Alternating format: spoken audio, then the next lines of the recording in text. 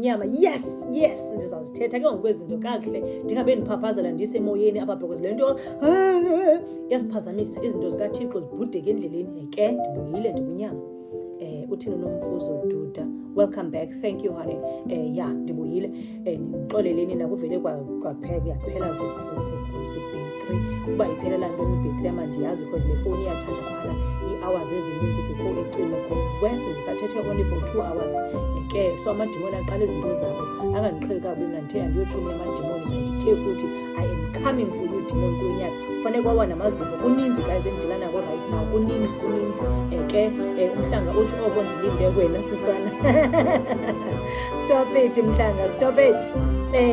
Bethunana ewe kuninzi kwenzeka ngokwendlini yami enga-understand yo, but ke kufanele ndangaku-understand kuzawuhanjwa madimoni agqirha ndinani ndifikile.